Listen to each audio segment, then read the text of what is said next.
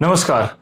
देश भर में इन्फ्लेशन रेट इतना ज़्यादा हो चुका है कि आम व्यक्ति, खास स्तर पर मिडिल क्लास और लोअर मिडिल क्लास के जेब में इतना ज़्यादा असर है कि आज वो बाजार निकलता है तो उसे समझ नहीं आता कि जहां मैं 5 किलो चावल दाल खरीद रहा था, आटा खरीद रहा था, अब वो कितना कम करे कि पिछले बजट में वो बराबर हो पाए और कितना कम खाए ताकि वो आज की डेट में जो सर्वाइवल है वो अपना कर पाए। इन्फ्लेशन, महंगाई इतनी ज़्यादा हो चुकी है और इसी पर आज हम चर्चा करेंगे। हमारे साथ Jammu chamber of commerce and industries के जनरल सेक्रेटरी गौरव गुप्ता जी, और साथ साथ ये भी जानने की कोशिश करेंगे कि क्या ऐसे प्रोविजंस हैं जो सरकार लेना चाहिए, ले रही है, और क्या ऐसी चीज़ें हैं जो और लेनी चाहिए सरकार को प्रोविजंस, ताकि जम्मू और कश्मीर में, देश भर में जो हालात आम व्यक्ति के लिए, उसकी रोटी के लिए मुश्किल हो रहे हैं, वो कम से कम ठीक हो चुके।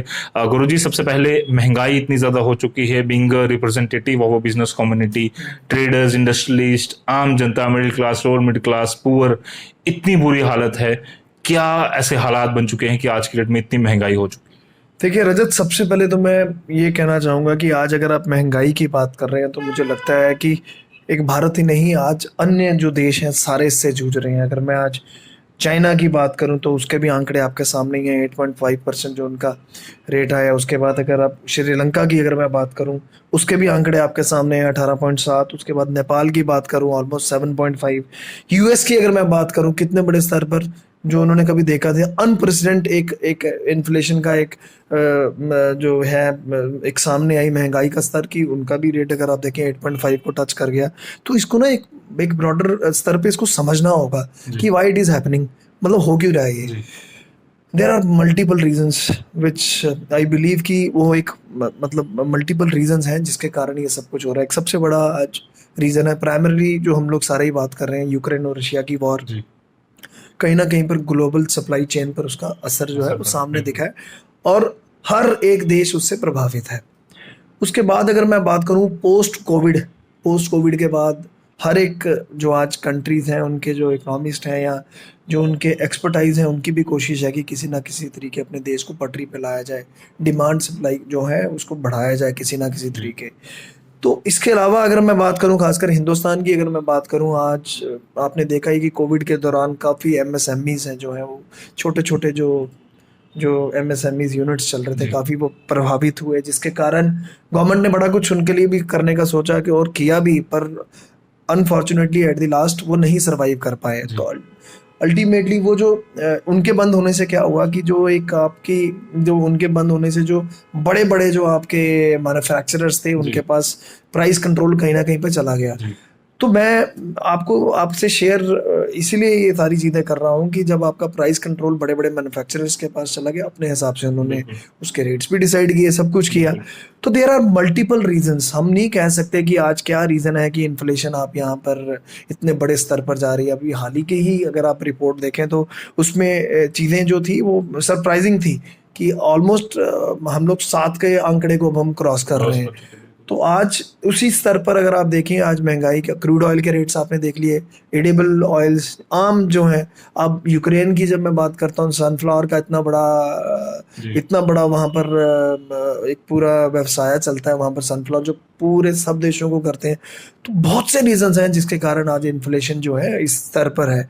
और इस पे अगर बात करना कि गवर्नमेंट अभी कुछ नहीं कर रही, मुझे लगता है कि रिसेंट अगर आप, मैं भी ना वो आर्टिकल भी पढ़ रहा था राधा रंजन जी का, उन्होंने भी लिखा था। और रिसेंट अगर आप 4 मई की अगर आप आरबीआई की भी अगर आप जो रिसेंट अनाउंसमेंट है, वो क्लियर कट दिखा रहा है कि गवर्नमेंट हाथ पे हाथ मार के बैठी नहीं है, वो भी कुछ ना कुछ करना चाहती है अपने लोगों को सरवाइव करने के लिए। बट हालात जो हैं वो काफ़ी नाजुक हैं। आम जनता की बात करें, पिछले 3 4 5 सालों से इनकम बढ़ी नहीं, पर खर्चे डबल हो रहे हैं, ट्रिपल हो रहे हैं इवन की। जहां पर अगर हम बात करें तो 100 ग्राम कोई चीज़ आती थी 10 रुपए की, तो आज की रेट में वो 50 ग्राम आ रही है। आपको नहीं लगता कि सरकार जो है भले ही अपने लेवल पर जो मर्जी कर रही हो, बट निचले स्तर पर जो असर है वो देखने को नहीं मिल रहा?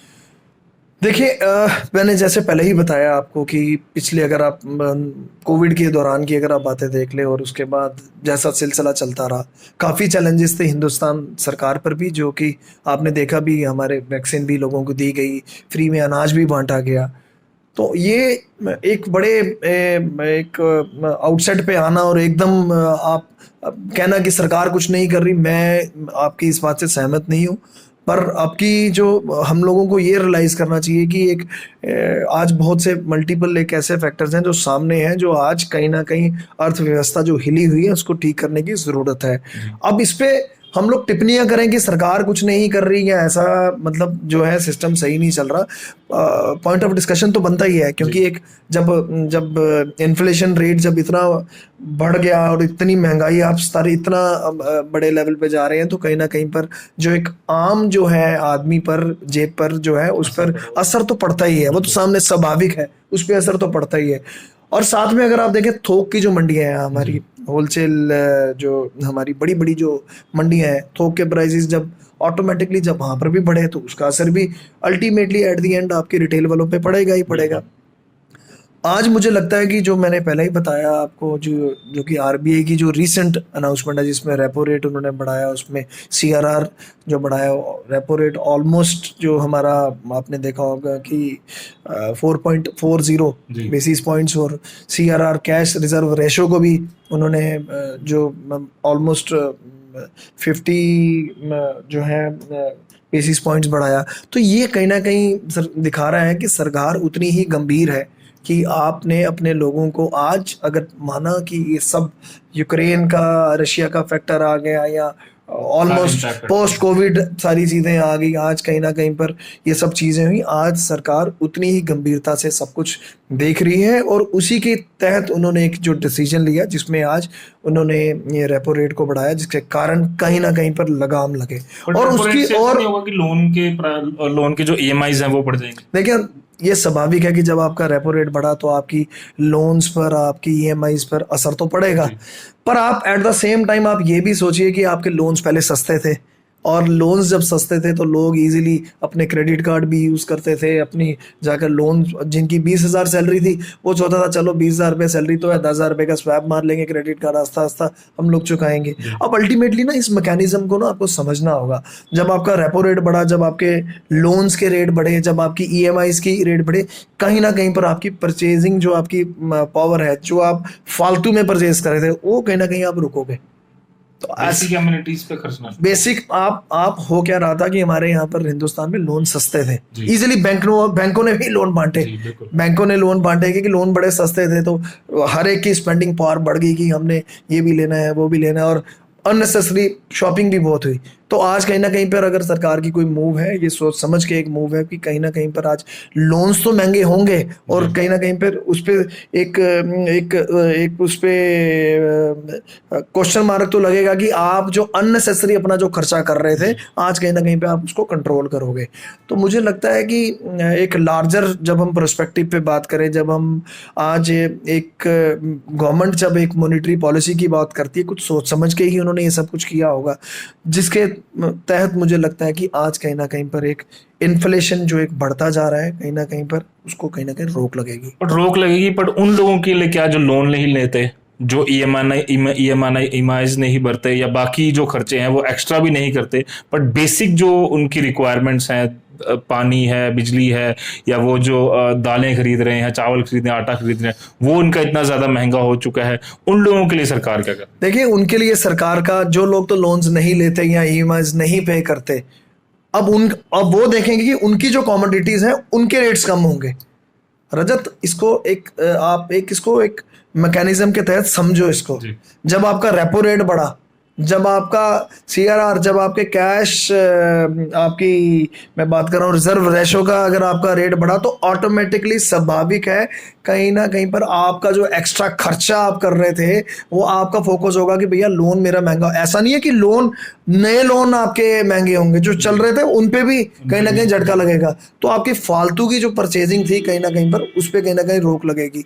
जब रोक लगेगी तो ओवरऑल आपके जो रेट्स हैं, कमोडिटीज के रेट भी आपके नीचे आएंगे। यू विल सी, देख लेना, उसके रेट्स भी आपके नीचे आएंगे। आम जनता को फर्क पड़ेगा उससे। आम जनता को जरूर फर्क पड़ेगा, आने वाले टाइम पे जरूर जो है महंगाई का आंकड़ा वो नीचे आएगा। बट इन्फ्लेशन के लिए कई सारे और कारण भी बताए जा रहे हैं। बताया जा रहा है कि सरकार की मिसमैनेजमेंट भी कहीं ना कहीं रही है, या हमें लगता है कि सरकार को भी कुछ और प्रोविजंस भी हैं, आपको लगता है कि वो भी अभी और प्रोविजंस लाने की जरूरत है ताकि आम जनता को। देखिए, मैं अपने एंड पर एक चीज पे सोच रहा था कि अगर सरकार आज क्रूड ऑयल देखो कहाँ पे जा रहा है। अगर आज सरकार चाहे अपना क्रूड ऑयल का जो इतना बड़े स्तर पर जो क्रूड ऑयल का रेट्स की वजह से सारा आपने देखा कि पेट्रोलियम प्रोडक्ट्स हैं हमारे जितने, उन पर कहीं ना कहीं पर उनके भी टैक्स को थोड़ा सा रिड्यूस करें, किस तरीके की राहत तो दे। आपने अगर आज मैकेनिज्म को डेवलप करना है, इसी तरीके का करना है कि एक आम आदमी को उसका बेनिफिट मिले। पर देखो, हम इस चीज को भी नजरअंदाज नहीं कर सकते कि ग्लोबल सप्लाई चेन यूक्रेन और रशिया के कारण हो गया, पोस्ट कोविड हो गया, टूरिज्म। आज आप देखिए, हमारे ऑनरेबल प्राइम मिनिस्टर ने, श्री मोदी जी ने जब वहां पर एक अनाउंसमेंट की कि आपसे आज मैं कुछ मांगने आया हूं, तो उन्होंने कहा कि आप एटलीस्ट 5-5 फैमिलीज को बोलिए कि इंडिया में विजिट करें।